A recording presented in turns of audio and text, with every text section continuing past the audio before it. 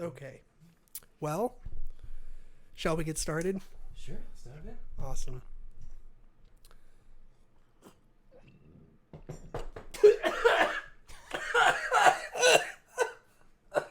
Perfect timing. I know, right? That's how we're going to start this show. It's just, hello. Ooh, okay. Okay. All right. Hello, everyone. Thank you so much for tuning in to this episode of the Geek Garage podcast. I'm your host, David. Ted is taking this week off because he is traveling for work. However, in his stead, I have a returning guest who was so gracious and giving and so nice to grace us with his presence again. And it's been a crazy hot minute since the last time he's been here. The last time I think was like episode 45 or so. And now we're on episode like 112. Yeah, was it the Mario ones or was it the video game collecting ones? I can't remember what order we did those in. So first, Chase. Oh, yeah. Yes, Chase. Yeah, Chase is here. You're back. Yes. Thank you so much for coming. Heck yeah. Thanks for having me again. Yeah. So we did the glory of video game collecting first, and then the follow up to that, not too far after, was part 1 and part 2 of Mario. Right. That's right. Which I can't remember. Do we intend for? Like, I think we went into Mario understanding that it was probably going to have to be split up into 2 parts. Oh, yeah. Yeah, that's right. And so we kind of went into it. We formulated our notes where we cut it off at I think it was 64. Yeah. Yeah. So, yeah, that was... Man, that seems so long ago. When was that? That was... Was it 2020 or was that 2019? I think that was 2019. Let's see. I had it pulled up, and I know this is making for invigorating. Okay, so episode 41 was. Come on, give me the notes or something. There we go. Okay. Let's see. So that one was December 16th, 2019. Okay. Part 1. So yeah, it's been a while since you've been over here, buddy. Yeah, it's good to be back. Yeah, thank you so much for coming back. Yeah, and, thanks for having me. Yeah, we need to fill our quota of video game episodes. Yes.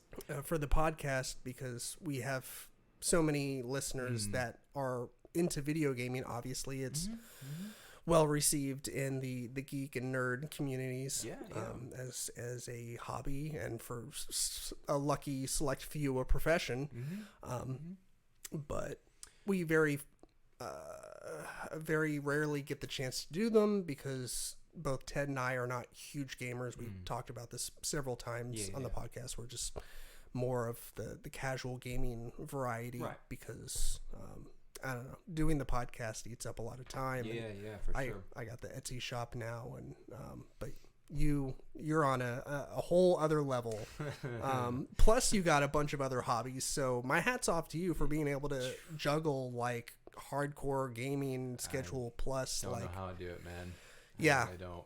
It's just like a frog in boiling water, basically, where you just kind of slowly get to the point where it helps to be single in a pandemic, I guess. You have a lot of time on your hands when you're single in a pandemic. Yeah.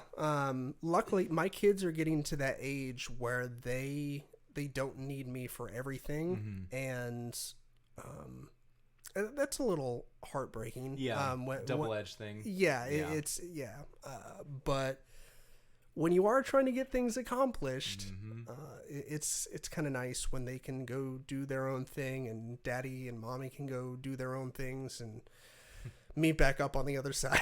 Yep. Meet at the dinner table for dinner, and then everyone disperses again. So, totally unplugged my headphones. Yeah. Okay, there we go. So, as I understand it, this episode is sort of like just like a state of the industry, stuff that's kind of going on right now. Correct. I know we're hitting some Nintendo news, some PlayStation news, and even some Steam news, which is news for me because I'm not a PC gamer at all. Yeah, I'm not either. That's really the only side of the industry that I don't touch. I'm all out console. I have just about every console under the sun, but I'm not a PC gamer, so I'm actually looking forward to talking about that because that'll be a lot of news for me actually. Yeah, well, I was going to ask you a question about that, but we can get to that whenever we whenever we get to that. Sure. Sure. So, I guess we'll start with like the biggest news first. Sure. And that was so we're recording this on Friday. It was it yesterday or Wednesday? I think Wednesday. Nintendo had one of their most recent presentations.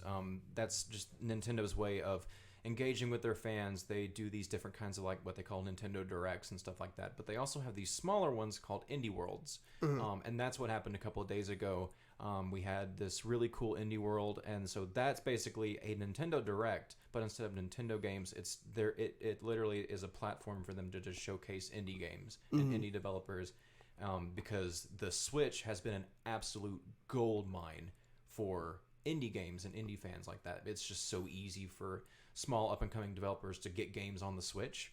And so it's why is that? Nintendo's always really kind of been like that, even all the way back to like the Wii. You know, when the Wii Shop was a thing, the Wii Shop was like a haven for kind of the early days of the indie scene when it was really starting just to up and it was like an up and coming thing, right? Do you think like graphics play a big part of that? Because I mean, I doubt it, because Nintendo has never really been known for being any graphic. If anything, they've been graphically less than... Well, that's kind of what I'm saying is like, I mean, you don't need the most, for lack of better words, you don't need the most cutting edge like game developers in terms of graphics. So maybe that opens up more doors for like, the emphasis on creativity instead of like being like having a team that can make the prettiest looking game. Right. But I also I think it's interesting. I think it's also maybe just to do with the Switch itself, the console itself. The way that it's a hybrid and the way that it's marketed to so many different people across so many different age groups. I mean, it's easily already becoming one of their highest selling consoles of all time. It's insanely popular. And so I think putting their stuff on the Switch maybe opens them up to the most wide audience, I think. If the indie market is anything, it's extremely diverse in terms of the kinds of games that come through the indie scene, and really experimental stuff, very niche games, things that the AAAs wouldn't obviously touch. That's what makes the indies so cool. And I think that market, whatever niche those people are looking for, I think most of those people are on a Switch. And so I think that definitely is one of the reasons, at least, why I think indie developers are so drawn to Nintendo's platform. So anyway, so Wednesday we had an Indie World Spotlight, and so we can kind of briefly just kind of go over some of the highlighted games that were really exciting to see pop up. Yeah, definitely. But also, I did have just a couple other cool news tidbits for sure that have been happening recently. One that I'm very excited about, and I really, really hope is a genuine fact, is this whole rumor that's going around that the Grand Theft Auto trilogy. I did see the article on IGN for that, like, because I was trying to peruse, for other news articles, and I saw that, and I was like, Yes. So, have you ever played a GTA game? I've actually never played one. Really? Yeah. That's one of those big franchises I still haven't played yet. Yeah. So, GTA is like one of my favorite series of all time. Cool. Like, so I only got into it at like GTA 3. Okay. That's so when it hit the PS2. So yeah, that's kind of when I got into it, and Perfect. then I played a little bit of San Andreas. Yep. I don't think I ever owned it. I just played it at friends' houses. Right. And then what was the one that came after that? Vice City. I played a little bit of that too, but yeah, I played the crap out of That's awesome. GTA 3, and then I own the GTA 5. Okay, yeah. So you have some nostalgia and you have some actual histories with some of these. That's Yeah. really cool. Yeah. So that's the trilogy that is purportedly now. Nothing has been actually confirmed yet. We're still very much in the realm of speculation. But some very notable sources that are typically known for bringing pretty good insider info ahead of time. These are the people that have been circulating a lot of this information, and it sounds pretty grounded from what we're hearing. So if it is on the up and up. This is the PS2 era trilogy, so it's GTA 3, Right. San Andreas, and Vice City, all in one package, remastered through, I think it was the Unity engine. So they're going to look great, they're going to run great, and purportedly it's coming to Switch, which is a huge deal because, obviously Nintendo has usually shied away from those, games that are that mature. The Rockstar games. Yeah, exactly. Now the Switch has been definitely probably actually easily the broadest that Nintendo has ever allowed things onto their platform. Now we've got everything from like the BioShock trilogy to The Witcher, Wild Hunt is even on Switch, Nintendo has definitely loosened up a lot over the years, and this wouldn't be the first time that a GTA game has been on a Nintendo console. There was Chinatown Wars on the DS, interestingly enough. I don't know how that is. I've never played it, but it does exist. So anyway, yeah, if you're a GTA fan, especially a nostalgic GTA fan like yourself, that's definitely something that should definitely be on people's radar. And if it is on the up and up, if it is valid, I think we're expecting that as soon as anywhere from like October to November. So it could just be right around the corner if that is actually happening. This October or November? Yeah. Wow, that is soon. It is. Man, those people really know how to like keep things under their hats, like and not have it go to the public. Yep.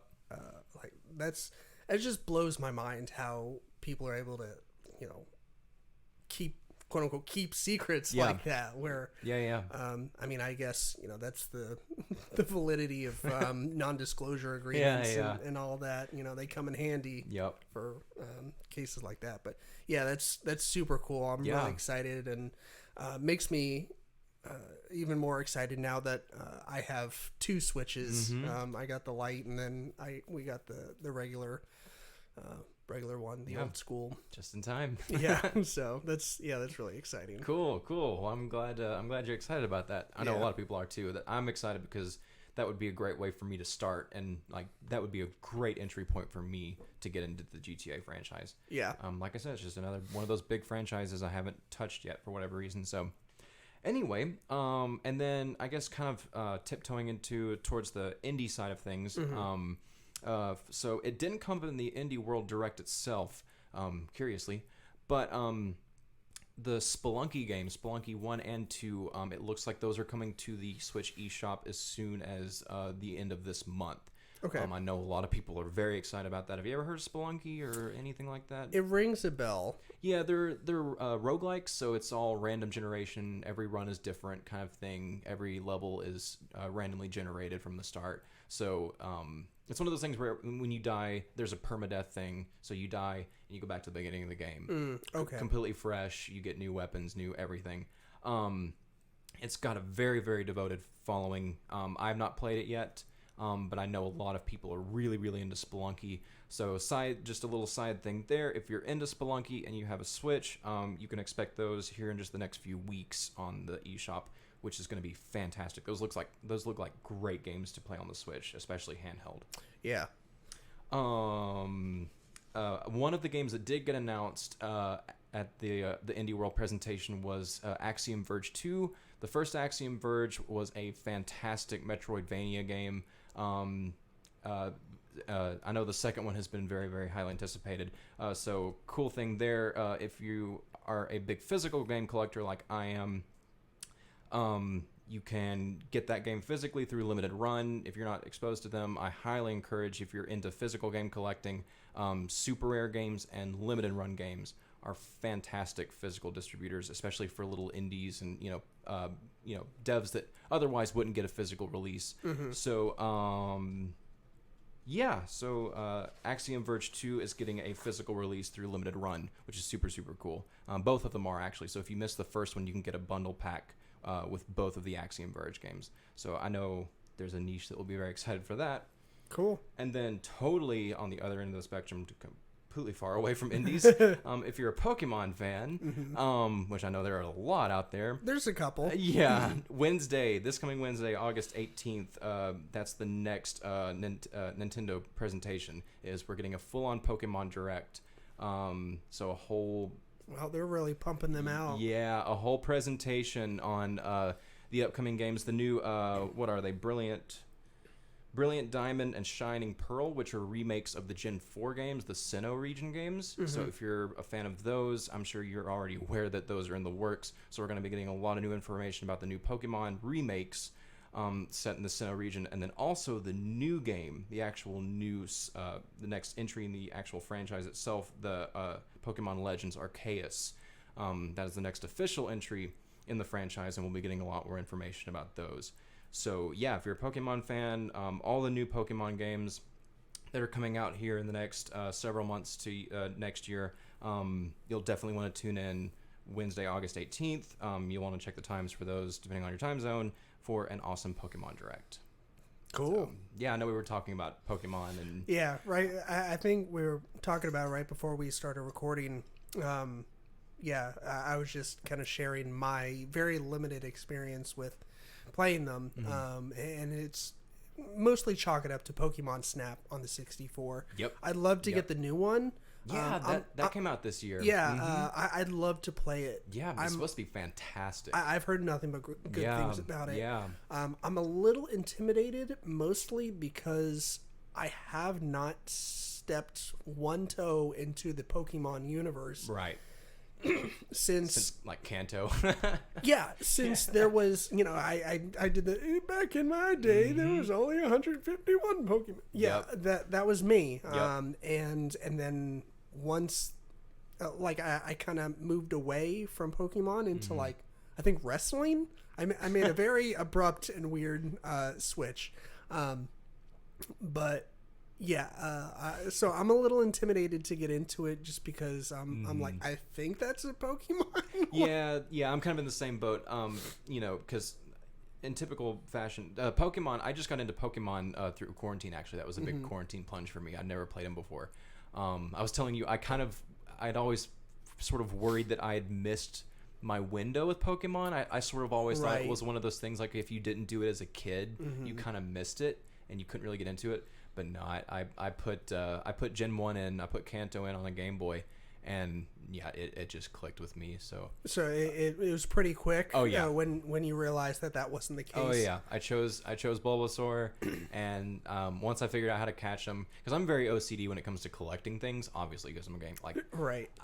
I'm a big collector. I love collecting things. So to have a whole dex of different Pokemon to collect and catch them all was like. I should have known from the get-go that was going to like totally just take me over and consume me. Right. So, and if you listen to the Mario thing, you know that I love to play franchises from start to finish. And so I started with the Game Boy entries, and then I've gone, as of now, I'm up to Gen 5. I've played up through Pokemon Black and White on the DS. So now I have the 3DS gens to get to next. And so you're playing the games on the actual device that they debuted on. That's because that's part of the experience for you, right? Is like you want to experience it in the era of when those games were coming out for that specific console. You think it takes away from the experience of experiencing that game if you were to like find like a Switch port for it? I don't know. I think I would still definitely enjoy the games in and of themselves, but I do love... It just adds a little flair to it. Yeah, tapping into that time and place and sort of tapping into that kid and imagining being that kid staying up with his Game Boy. I totally get it. I think it's just so cool. And so, I mean, yeah, I literally played Pokemon Blue on... like that original brick of a Game Boy, like the OG green screen Game Boy. Yeah, the one you brought over. Yes. Yeah. Exactly. Yeah, I remember we were talking earlier, and I mentioned that I listened back to a couple of the episodes that we did, and I think it was the, I don't know. It might have been the Mario one, and you brought over like the Game Boy that you just scored like a day or so before. Yeah. And like the box was in mint condition. I was like, how in the hell did you make this happen? Yup. Yeah, that was my guys at Media Rerun here in town. They always came through for me. Yeah, blew my mind. So yeah, and what's been awesome too is I've been trading them forward through each generation. So like I'm in Gen 5 with my Pokemon going all the way back like generations. I've been carrying them forward the way that you can do with Pokemon games. Interesting. Yeah, and my roommate's been playing them with me simultaneously, so we can actually trade, as you would with a friend back in the day.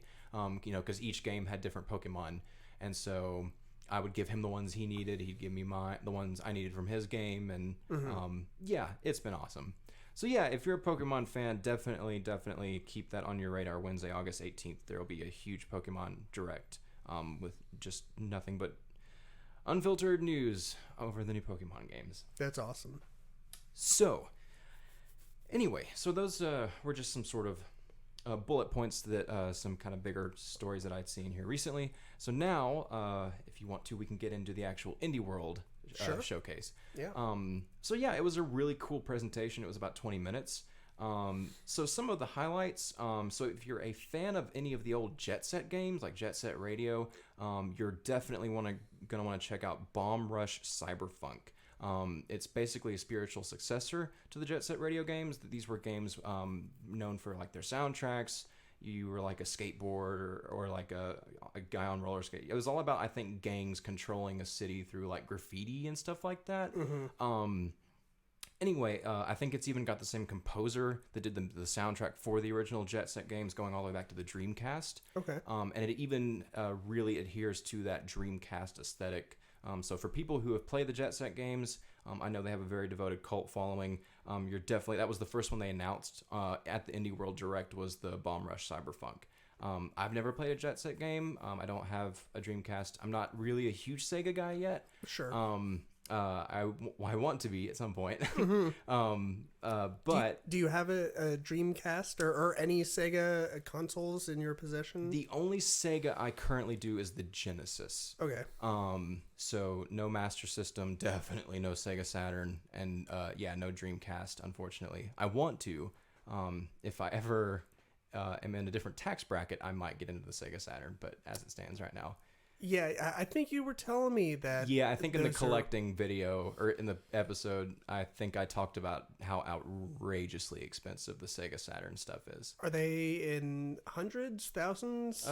Most are in hundreds. Some of them do creep up in the thousands. Yeah. Okay. Yeah. Oh, it's outrageous, because the Saturn was just such a flop that they didn't ship that many games of any of the titles that released on it. So they're just so hard to find. There's just right, supply and demand. Yeah, I mean, and so that was the Saturday, and the Dreamcast was kind of similar, right? I mean, like it debuted almost like right alongside the 64. What was it? I think so. Actually, that may have been the one after that. I think the Saturn was like the era of the 64 and the PS1, and then I think the Dreamcast was sort of alongside the GameCube.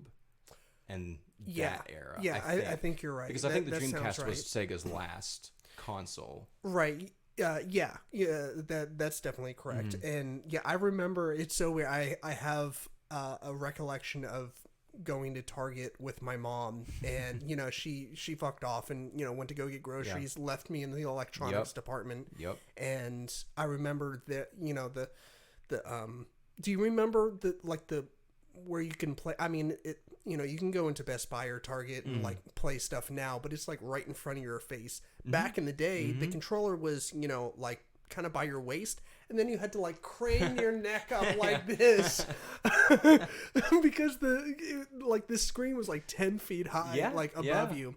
And I just I have a memory of side by side, like the Sega not Saturn, the Dreamcast, and then the GameCube being like right next to each other. Yep. That's weird. Such a weird memory to get jogged. Yeah, that's awesome though. Yeah. Anyways, sorry. No, Illegal segue. Yeah. So yeah, if you're, if you were into that era, if you had a Dreamcast, and especially if you, like I said, if you were into the Jet Set games, you definitely are going to want to check out Bomb Rush Cyberpunk. Mm-hmm. And then I had mentioned already Axiom Verge 2, that I think actually just released the day of the Direct. Don't quote me on that, but I'm pretty sure it just came out. I know it's already out, so I think it just dropped recently. Okay. So the second one is a prequel to the first one. So if you played the first one, this one gives you a bit more background perspective on things leading up to the first Axiom Verge. I've not played it, the first one yet, but I know that it's phenomenal. Anyone who loves like Metroidvania games in the vein of like Super Metroid or Castlevania Symphony of the Night or any of those kind of Metroidvania games, the Axiom Verge games definitely scratch that itch for a lot of people.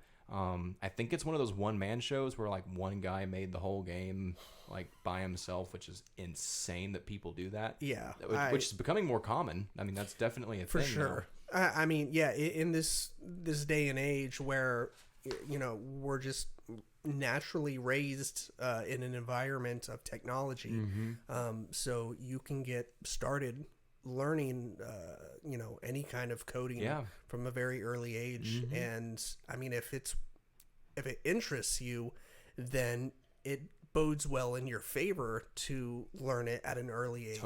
Totally.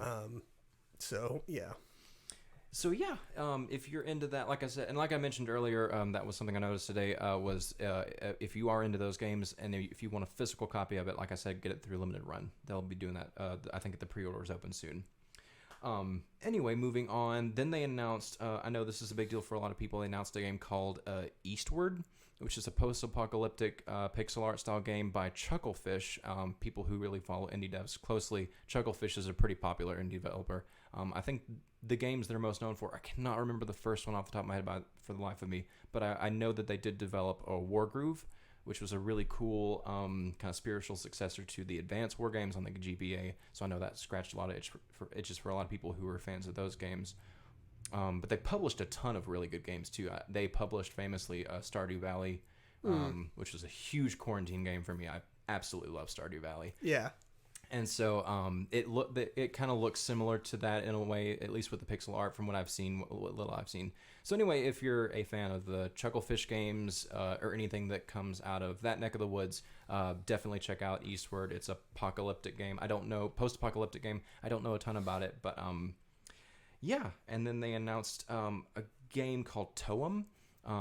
This looked like a really interesting game, and that's one of the things I love so much about the indie side of things is how experimental the indies can get sometimes. Sure. And this game looks sort of like if you played the Captain Toad games, that sort of diorama-esque look to the games. It sort of looks like it's in that sort of 3D style, but this game is a total emphasis on taking pictures, actually.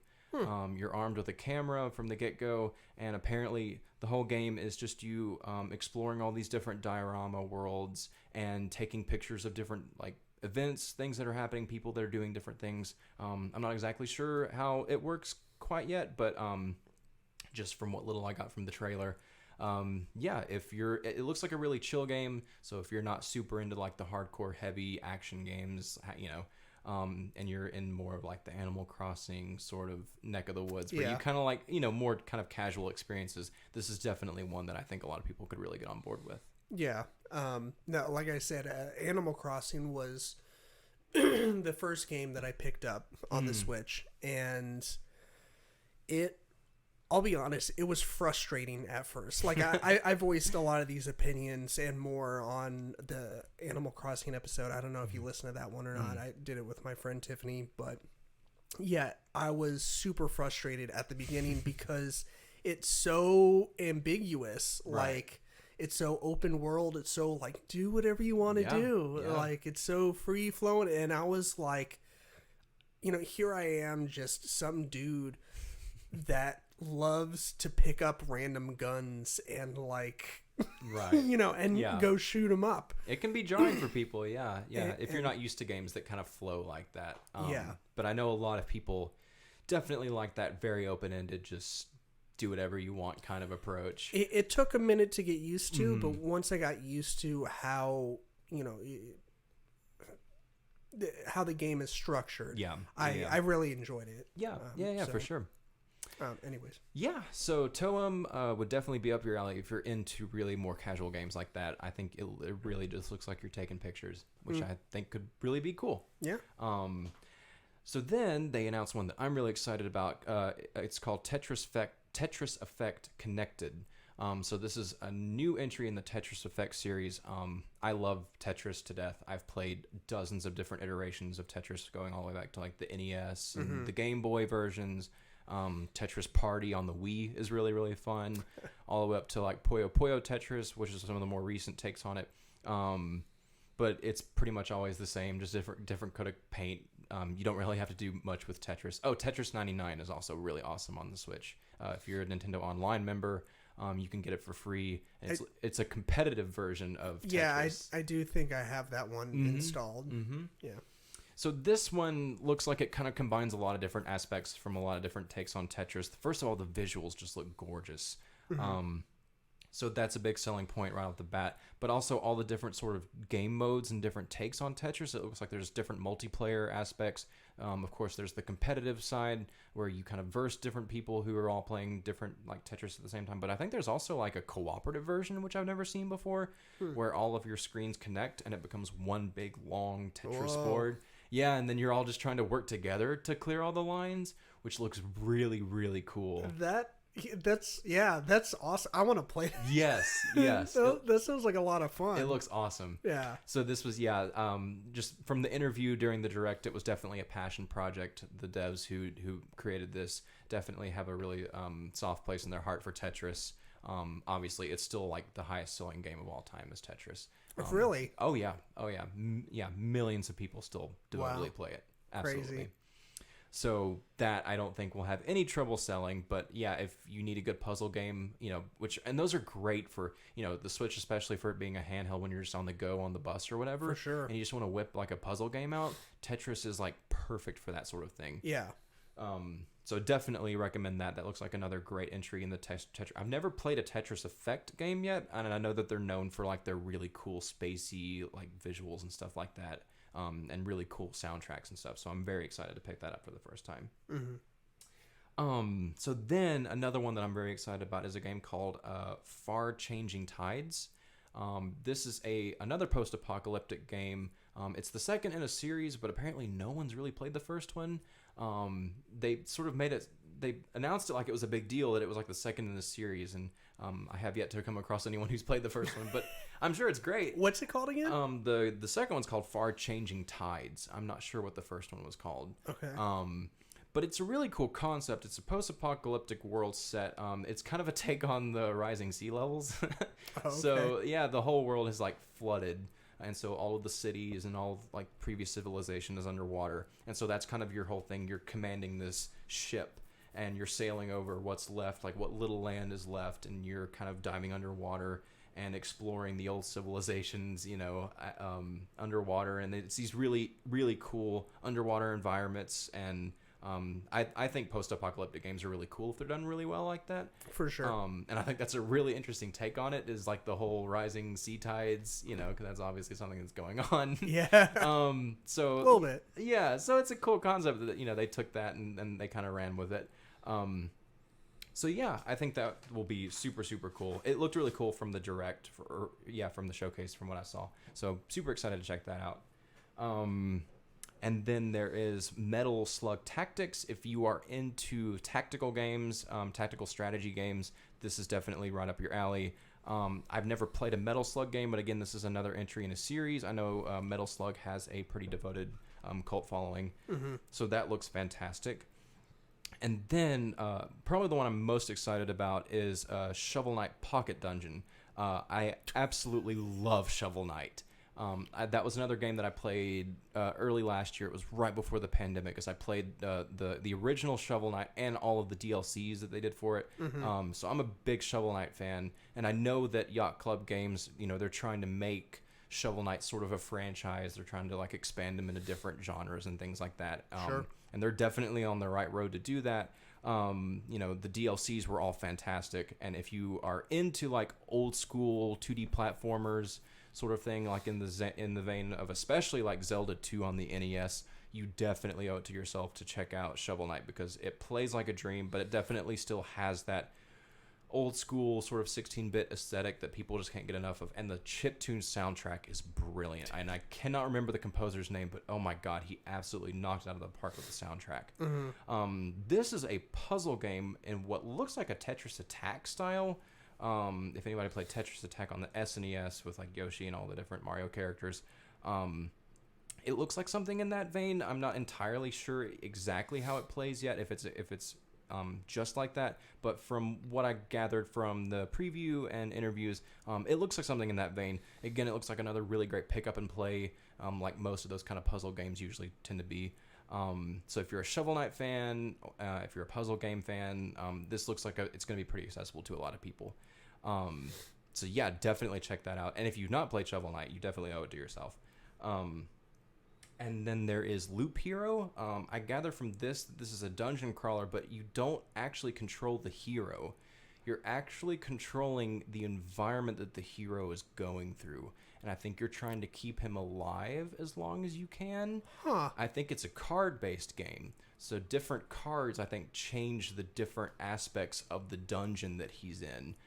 I don't know if that's like the enemies that he encounters or the hazards that he has to overcome or whatever. But I think it's something like that. I know a lot. It's originally from the PC and it's crossing over to the Switch. So I know a lot of people who've played on the PC really, really like it. So I think it sounds really interesting. Yeah, I've never heard of anything like that before. Mm-hmm. So yeah, I definitely wouldn't mind playing something like that. It sounds like fun. Yeah. Apparently you're using an expanded deck of mystical cards to place enemies, buildings, and the terrain.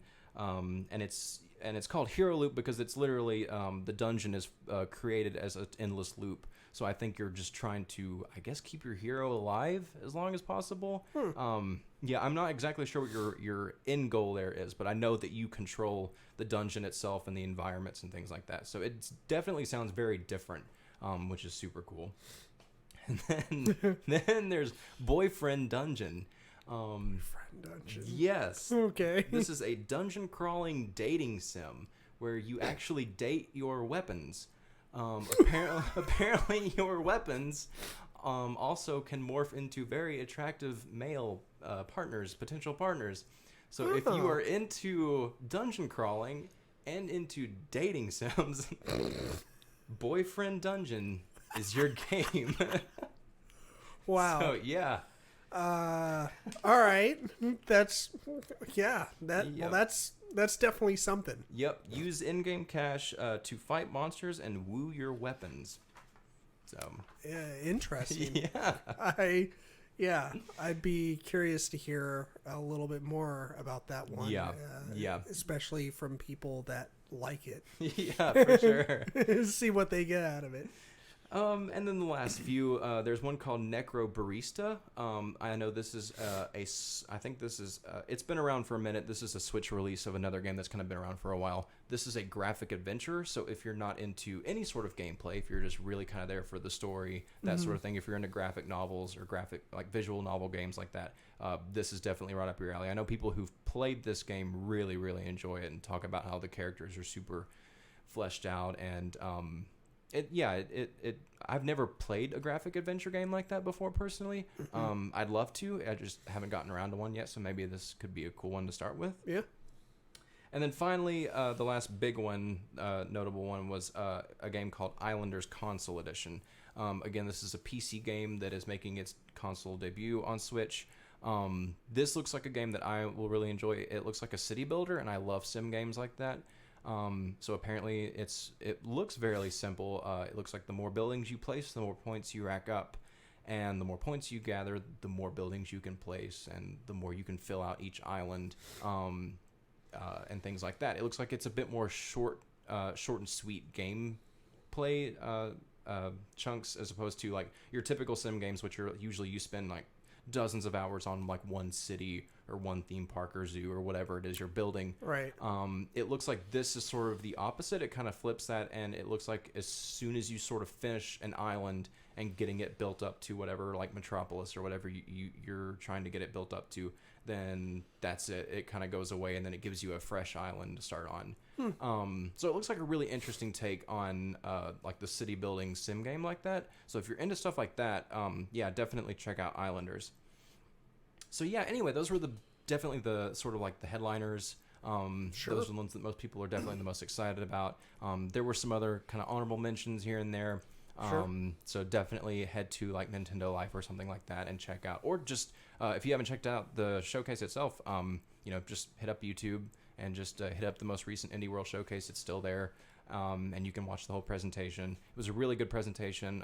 A lot of really cool, candid interviews with the developers themselves, talking about their games, and you can just really get a feel for their passion for them. It's one of the reasons why I said I love the indies so much. Is so many of these games are just like passion projects for these little indie For devs. sure, yeah. So yeah, really cool. exciting time for indie fans. So. Yeah, that's cool. So yeah. Let's see. So we got that out of the way. Let's see. We don't really have much to talk about in the way of Xbox, right? Like, no, you're not a big Xbox person. I haven't touched an Xbox since the 360. Yeah, not currently. I do love. I have an original Xbox and I have a 360, and I do love those. And I do play those from time to time. But I don't have an Xbox One. I definitely don't have a Series X, the newest one. So. Depending on whenever the new Halo game comes out, and if it's any good, I might, I might have to. Seriously, that was the only reason why I got a 360 was because all of my friends, all three of them at the time, they had a 360, and that's all that they did was play Halo online. And I was like, I want to be part of this system, and so I went out and I with my tax money that year, I just went and bought like a 360 and that game, and so like I said, I really haven't touched any Xbox related stuff since then. Yeah, and nothing's wrong with Xbox. I mean, I like Xbox well enough. I've just always been more of when it comes to those kinds of consoles, I've definitely always been a Sony guy. I've gravitated much more towards the PlayStation side of things. Yeah, I've like I said, I only owned the Xbox 360. I didn't own the original. I haven't owned anything after the 360. Right.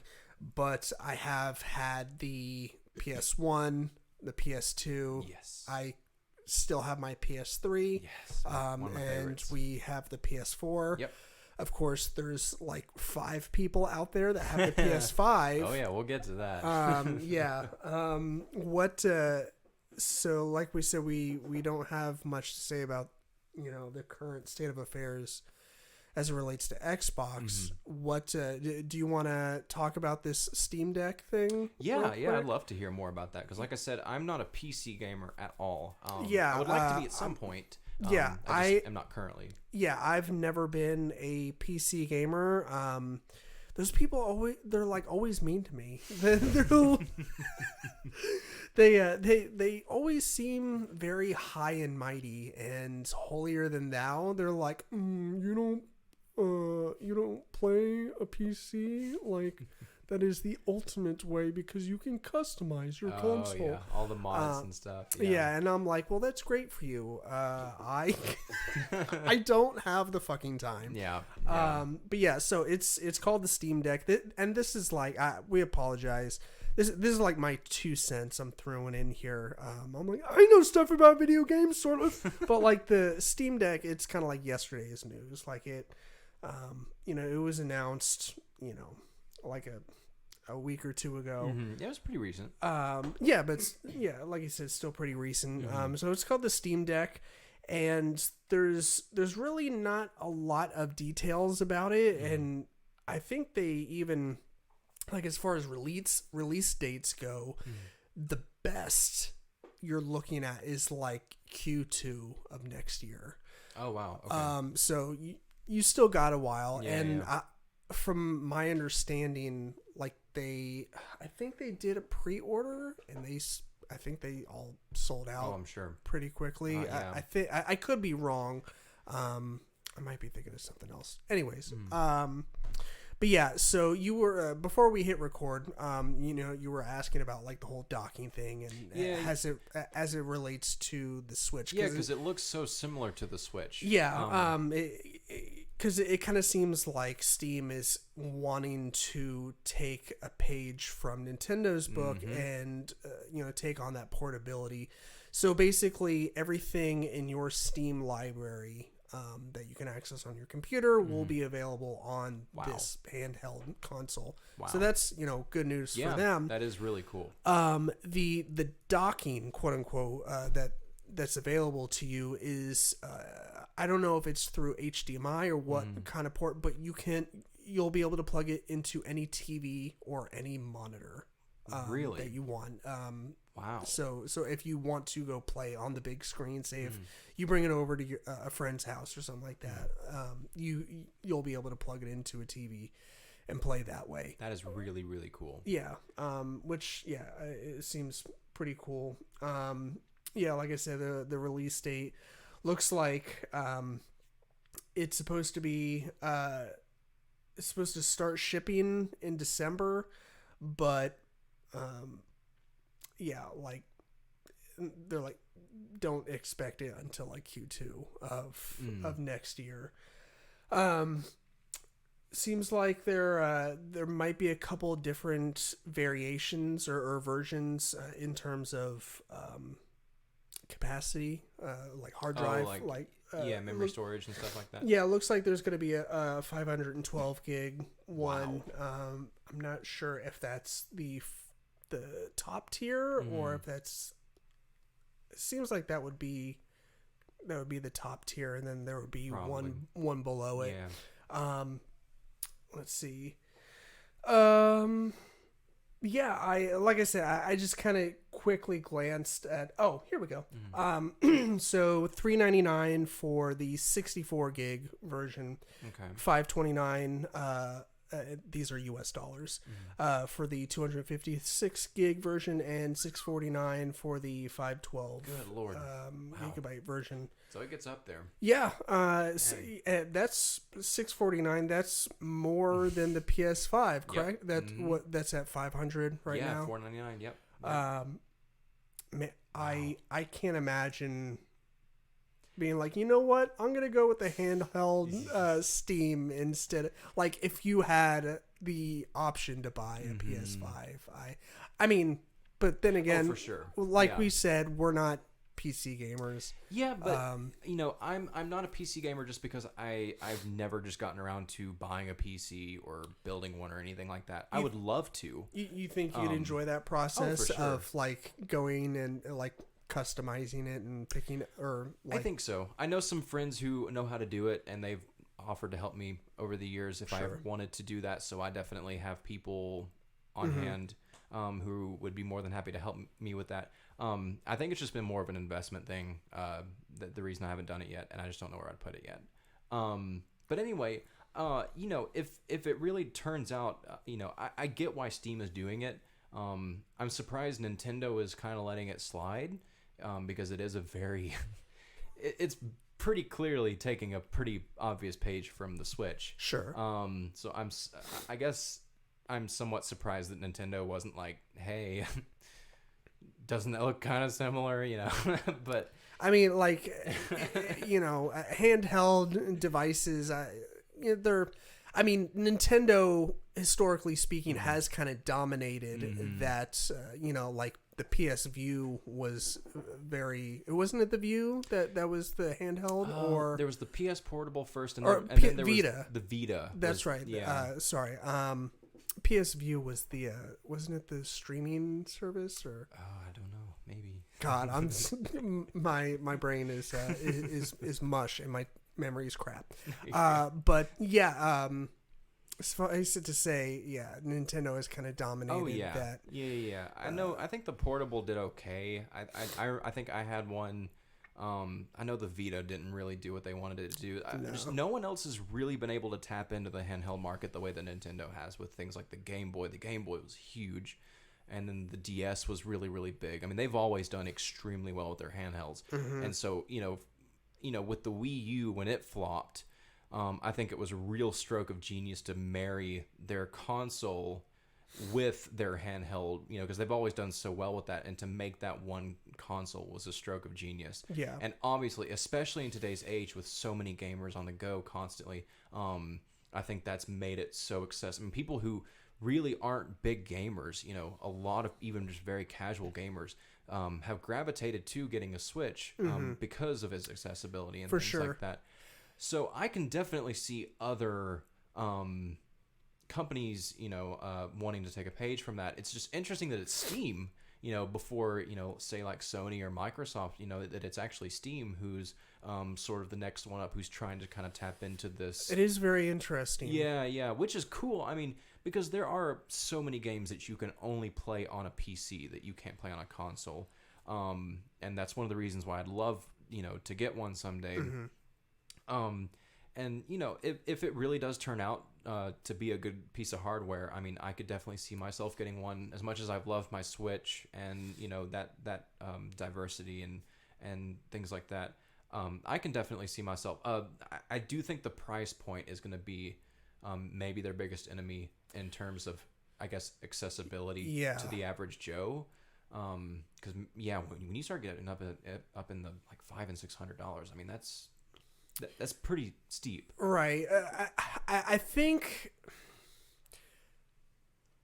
that is pretty steep like if you're coming from like the gaming console world, but like you think about the money that PC gamers spend on their PCs, it's thousands of dollars. Right. But that's to make their games run flawlessly. Exactly. And that's lag time is the enemy. Yeah, and that's what I was wondering about. Like the new thing is, how good is it in terms of processing power and RAM and things like that. That will be definitely a huge selling point, like a make or break thing for a lot of people. A lot of your hardcore PC enthusiasts. I would imagine with it being Steam, they're definitely going to really try and bring their A game with the specs and stuff like that. Yeah. But so that'll be interesting to see how well these run. But yeah, I think it'll be interesting to see. I know a lot of like people who like thumb their nose up at Nintendo are like, oh, this is going to be like the end of the Switch. Like this thing's going to come out and like no one's going to care about the Switch anymore. And I'm like, okay.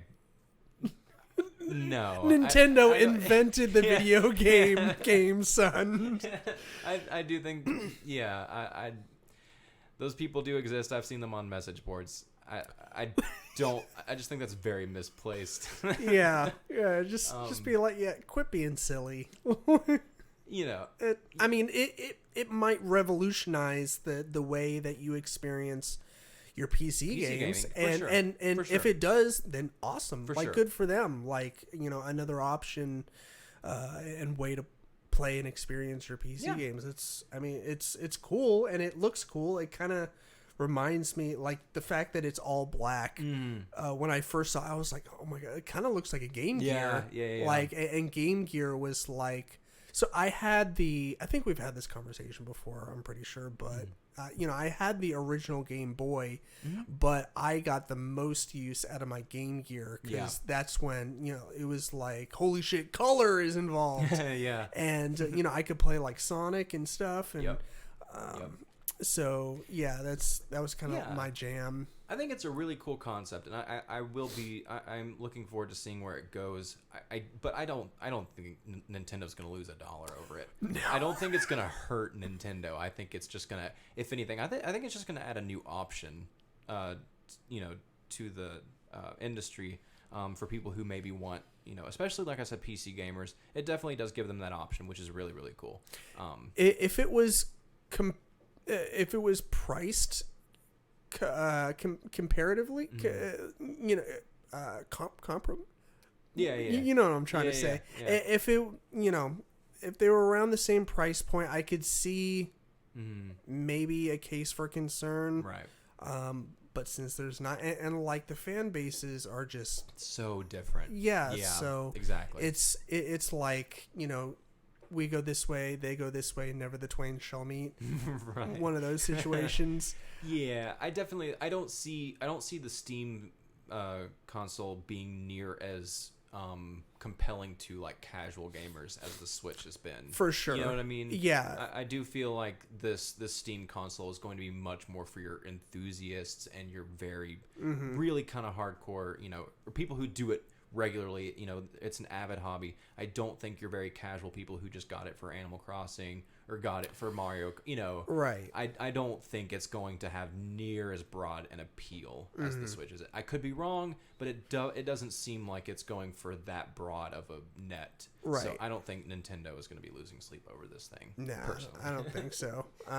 Yeah. I mean, like I said, it looks cool. Yeah, for sure. But yeah, it's. Yeah, I think it's just going to be a non-issue. No. Yeah. So, yeah. Well, cool. Yeah. That'd be exciting to keep up with. Yeah. I'm definitely excited to continue to keep my ear to the ground, weathered eye on the horizon as it starts to come out and people get their hands on it.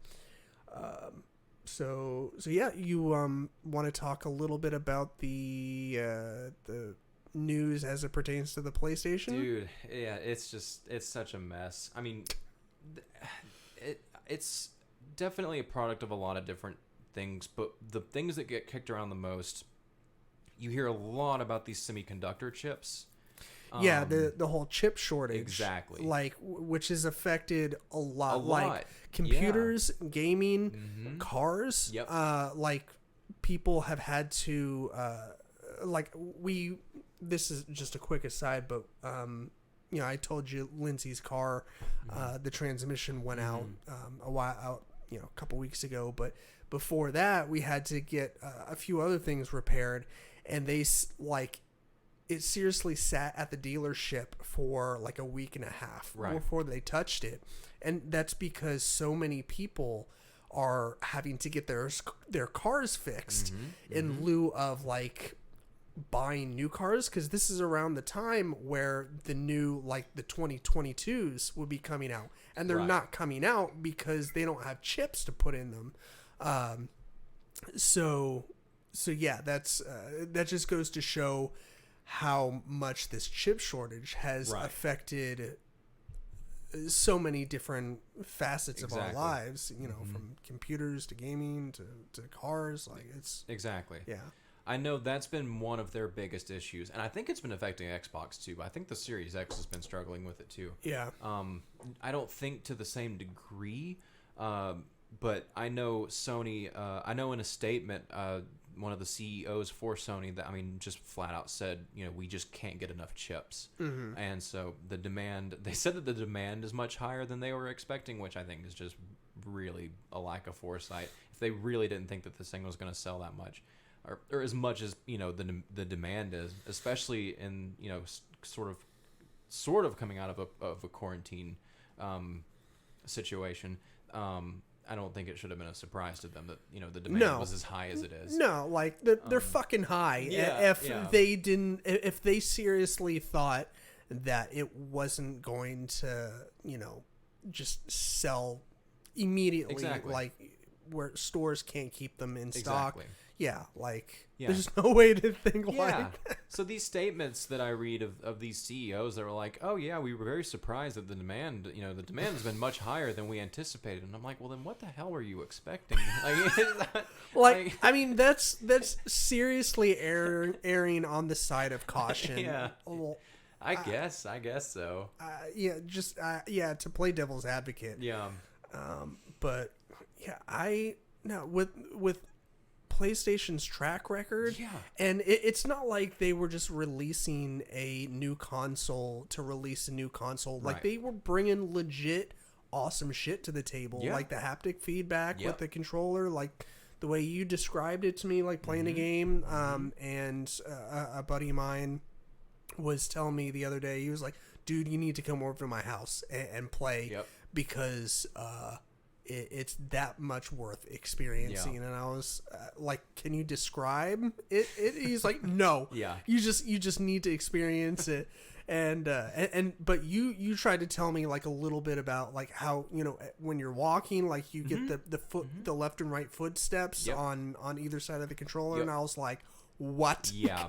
It is. Yeah. The haptic technology in the controller is insane. Yeah. The tension in the triggers, if you go to draw a bow or shoot a gun, it is incredibly, it's just so realistic. The different, the haptic technology, it is really, really cool. And so, understandably so, a lot of people really want to get their hands on these things. But yeah, with the chip shortage, I know their primary chips, I think, come from a maker in Taiwan. I know I read somewhere else where it's sort of also another aspect that's kind of played into this thing is some of the lingering effects with the trade war from the Trump administration, where we imposed sanctions on China. That does ring a bell. Yeah. I feel like I read something about that too. Right. So chip manufacturers in China, I guess legally aren't able to give us chips to like U.S. Companies or something like that. Yeah. So like we can't outsource anything from China. At least that's how I understood it from an article that I read recently talking about how some of the repercussions of the trade war has definitely had some effects on it. But also another wonderful aspect, I think I talked about this in the collecting video, in the collecting podcast, is just the bots and the scalpers. Has been a major issue with people, average Joes being able to get their hands on one is just scalpers buying up way more than they need, and then upcharging like 3 times as much, right? Like just outrageously overcharging for them. I mean, there's people, you correct me if I'm wrong, but I've heard people paying like between $1,200 and $1,500 for a console. Like it's sickening. Yeah. So yeah, I think it looks like there's a lot of factors at play here. They apparently weren't expecting the demand to be as high as it is, which is, and again, just crazy to me. The semiconductor chip is a huge issue, and one that I don't really know how soon that's going to be resolved, as many different companies and facets and just completely disparate, businesses are trying to all get their hands on these things. I think that's going to be an issue for a lot of different people, not just the gaming industry. But then, like I said, apparently repercussions from the trade war.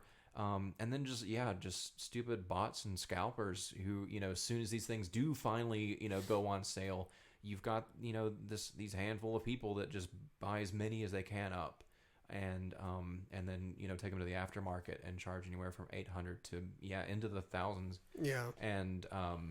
And some people are obviously, desperate enough that they will pay that much for these things, because the demand is that high. I can't imagine having like $1,200 just lying around and being like, you know what, I'm gonna buy from one of these scalpers a PS5. Like, well, that's what sucks, is that when these people do make those investments, it does kind of fuel this whole stupid side of the problem.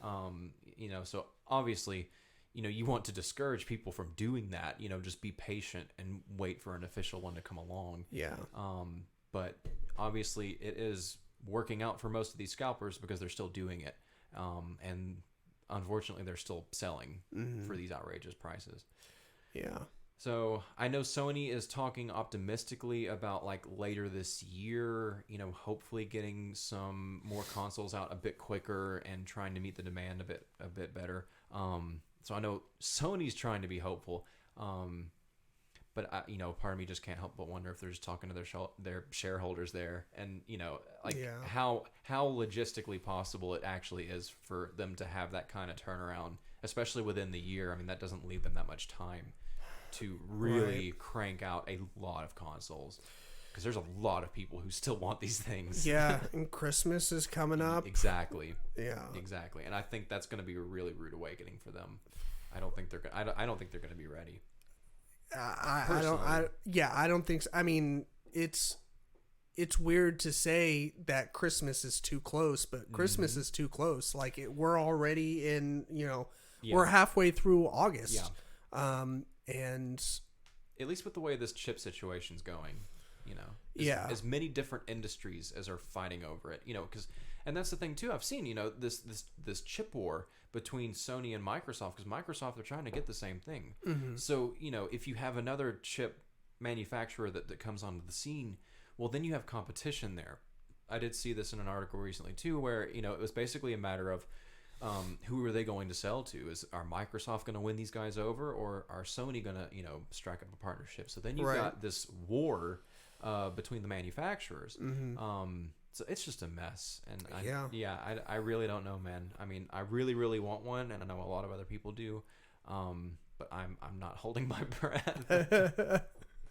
Yeah, man, it's gonna be a weird, dicey situation if come October, November, December, and there's still nothing. Mm-hmm. Like it's gonna be weird. And it'll be so sad because that'll be a year out from that console's release. Right? Yeah. Because how few people will still have one.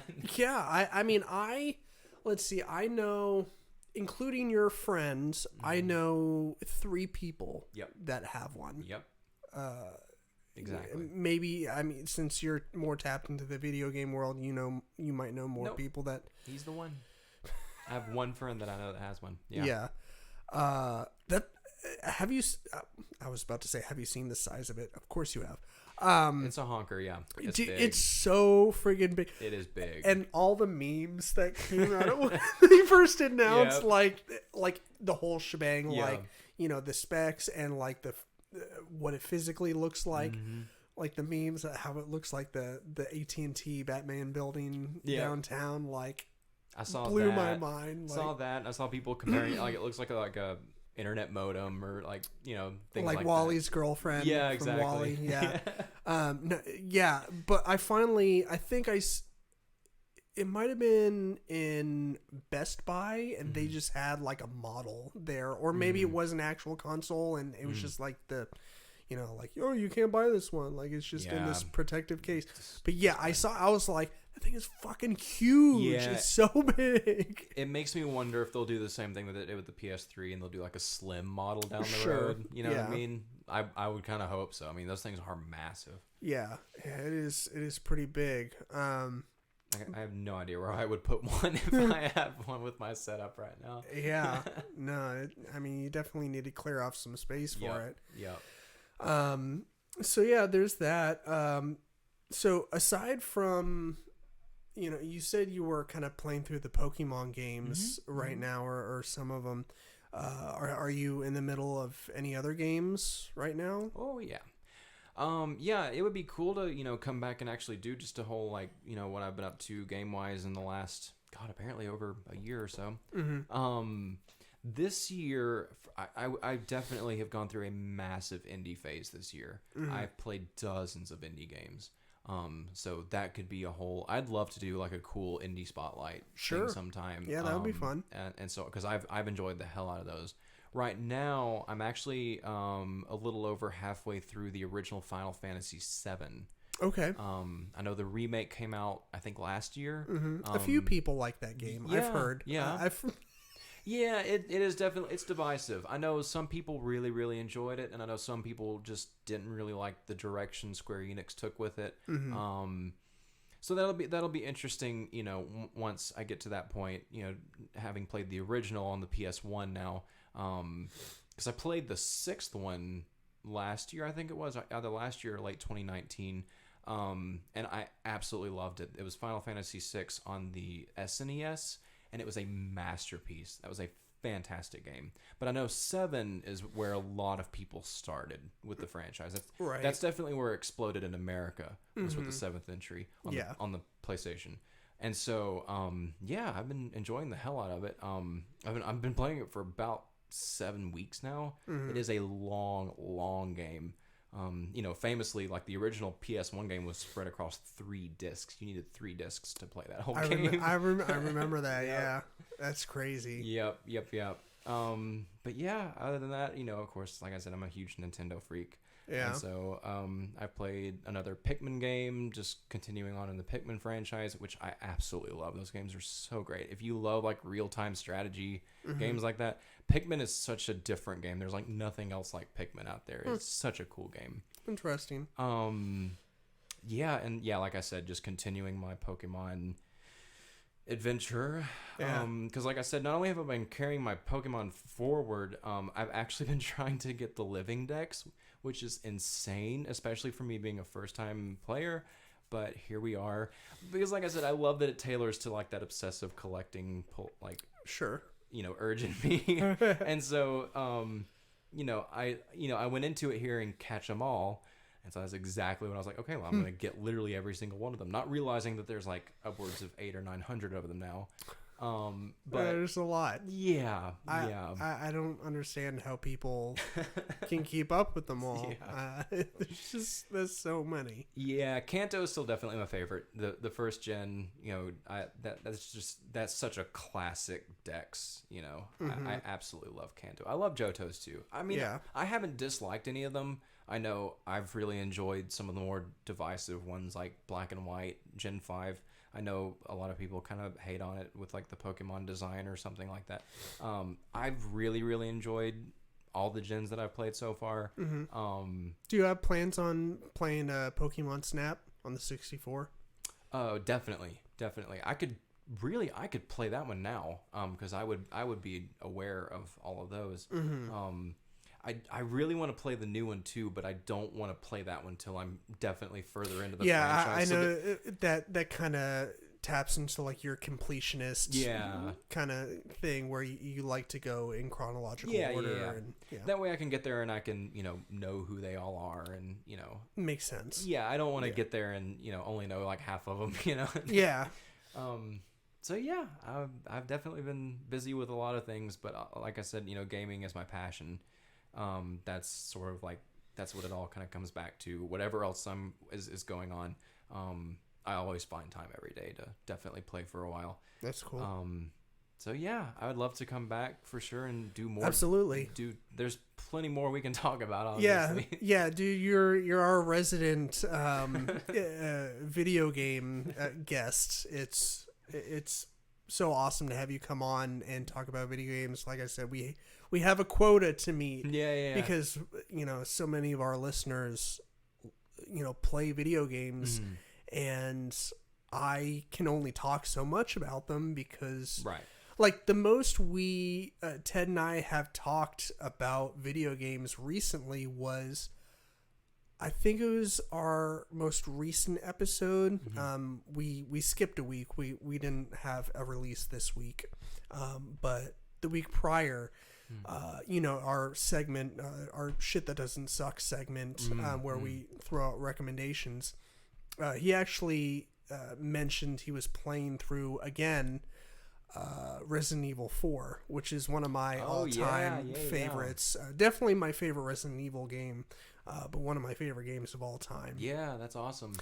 And we, the shit that doesn't suck segment usually takes up like 4, maybe 5 minutes. It's not a very long thing.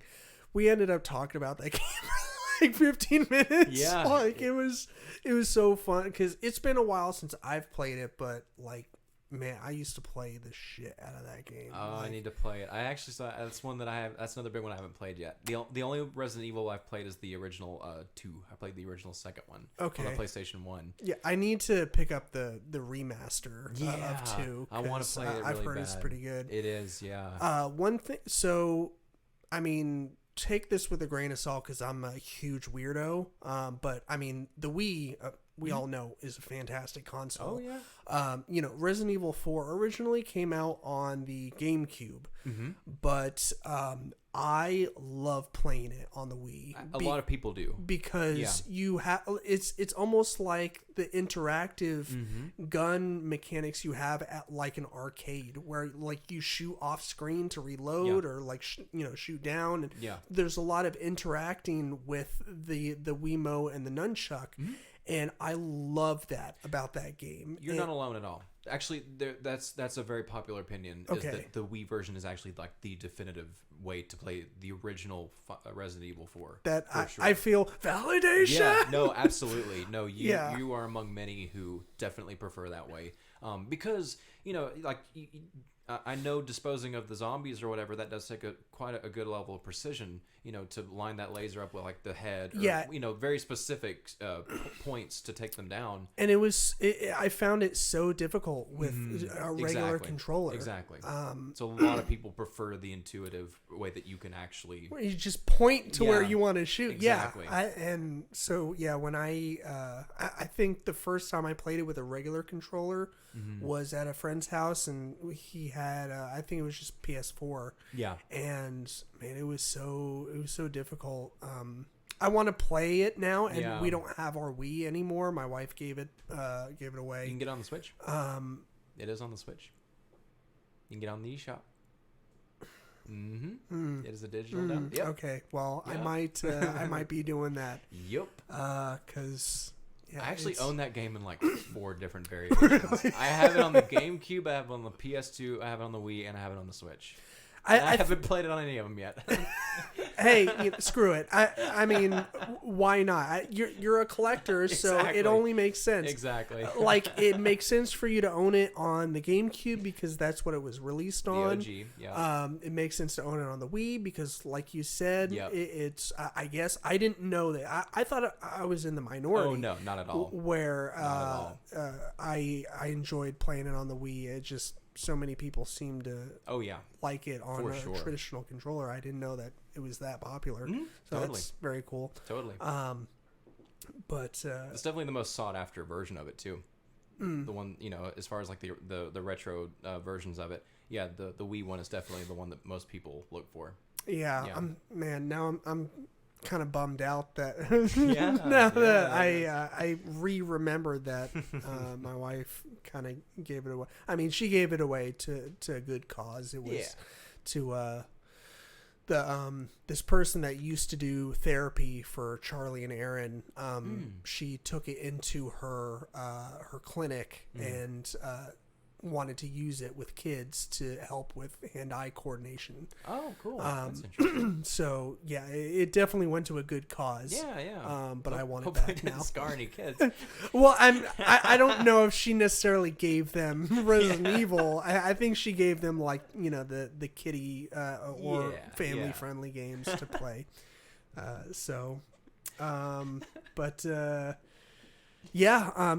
you want to do a shit that doesn't suck segment? I mean, do you have a game or a movie or a show perhaps that you were telling me earlier that you've been watching some stuff recently? I know feel free to bring up any of the shows or movies that you've already told me about because our listeners have not. Did not hear that conversation. Like we were talking about, I've historically not been a big TV guy, actually. Not since high school, at least. And so it has been interesting here it's really just been in the last few months that I've really kind of gotten back into shows, which has been really cool. I watched The Mandalorian all the way through, which was fantastic. Which is the correct answer. I loved The Mandalorian. So damn good. Second season, starting out with the crate dragon, oh god, like my jaw was completely open the entire time. I was like, what? Like, what is their budget for this show? Yeah, for real. Yeah. And the tech behind how they made that show is incredible. Oh, yeah, I need to go back and watch that thing with Jon Favreau. Yes. I need to see. Thank you for reminding me. I meant to, put that on my watch list. I totally forgot about it. Oh, it's super cool. Yeah, no, the way that they did a lot of that is just absolutely incredible. And then I watched Schitt's Creek in its entirety, which again was fantastic. I absolutely loved Schitt's Creek. Yes. And then me and my roommate, we do have like dinner shows. So like there's certain shows that we like focus on, like we give it our undivided attention.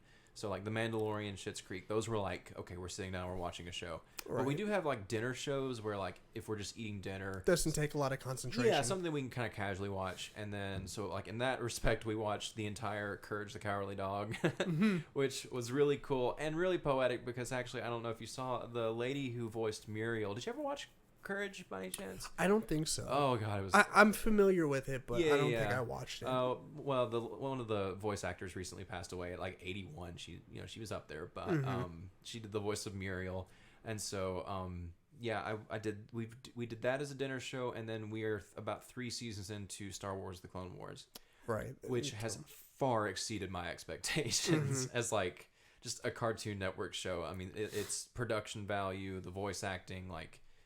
Everything about the Clone Wars has been absolutely spectacular. I have enjoyed the hell out of it. Yeah. Yeah, I really need to get into that. Yeah. Definitely. I was going to bring up American Horror Story Covenant because that's what I'm currently watching. But that was kind of sort of my shit that doesn't suck last episode. I just talked about the fact that I've been watching American Horror Story. Right. So yeah, I told you that I recently revisited or am revisiting Family Guy. Yes. Yeah. And I love this show. This is my animated show of choice. You know, like some people are into Family Guy, some people are into Rick and Morty, some people are hardcore Simpsons fans, and Simpsons is still fucking funny. Yeah. As some people are, South Park, like Family Guy is my jam. Right. Like I totally respect all those other shows, but this is Family Guy is my thing. Yeah. It's just my ADHD tendencies and my style of humor just kind of like they click with this show. Like all the cutaway scenes, like people complain about like, oh, there's too many cutaway scenes, and I'm like, that's the secret sauce. That's the whole. It is, like, yeah. I feel like that's what really sets it apart. Yeah, for sure. It is. Yeah, it's just those random cutaway scenes, like that time I did blah blah blah, and it's just the most random shit. Yeah. Like one of my favorite things is just watching Peter come home with like these crazy things like that, like no explanation needed. Like he just shows up in a friggin' helicopter, and like I love how the show just randomly gets self-aware at certain points, just randomly, real quick. Like Lois will be like, "Where do you get the money for these things?" Or like Joe, like. Damn it, Peter! Where do you get the money for these? Where do you get these things? Its tendency to be really self-aware from time to time is great. That's my shit that doesn't suck. That's awesome for this week. That's awesome. So, but yeah, you is there anything that we didn't hit on that? No. I think we covered we covered a lot, and we have. I think we've hit a record short, what's the opposite of a record long episode? Like we've been recording for like an hour and 20 minutes. Wow. And like I think for us, that is definitely, on the slimmer side. Yeah, a little bit. It's still a little bit past our typical run time for Ted and I. We usually keep it at like a pretty tight 60. We're a pretty well-oiled machine by now. But I like it when it goes over that for whenever I have guests on, because I like it to be a little bit more of like a free-flowing session, and where we don't feel like we're pressed for time. That's been cool this time. This has definitely been much more conversational than the last couple, for sure. Right, which is I wanted it purposefully and intentionally. I wanted it to be like that. Yeah, I definitely liked that. Yeah, just because our others were, they were a lot of fun. Like listening back to those episodes, like I remember how much fun those were because you brought so much knowledge to the table. Sure, yeah. And so I got to learn a lot, but this was a lot of fun because I got to it was more just like a regular give and conversation. Take kind of thing. Yeah, for sure. As as much as I love just coming in here and just dumping out like just knowledge bombs. Yeah, exactly. I mean, yeah, it is cool to definitely have more of a give and take. For sure. And just to come and just talk about things that are actually going on now and what's actually happening right now. And it's cool because we both learned some things. Like I said, I really wasn't that exposed to the Steam console. So that was really cool. So yeah, I mean, we should definitely try and maybe do some more like that for sure. Absolutely. Yeah, 100%. Especially since you live so close. Like, it's kind of nuts that it took us this long to get back together. I know. To record another one when you live, like 5 minutes? 5 minutes. Mm-hmm. Yeah. So, well, Chase, thank you so much for coming back on. Dude, thank you so much again for having me. Describe how much I appreciate it. So absolutely. And listeners, thank you so much for tuning in. You know the drill. Well, I guess if you're new to the podcast, you don't know the drill, but the drill is, subscribe and like and follow on all the podcast apps and social media, and feel free to join our Facebook group. The link for that will be in the description below. Feel free to donate to our Patreon if you feel like being a part of that whole shebang. We got some really cool perks. You get early access to content, including videos. So yeah, you're not just like giving us like $2 a month and getting nothing in return. So, but yeah, as always, be kind, stay geeky, and eat lots of cheesecake. And we'll see you on the other side. See you next week.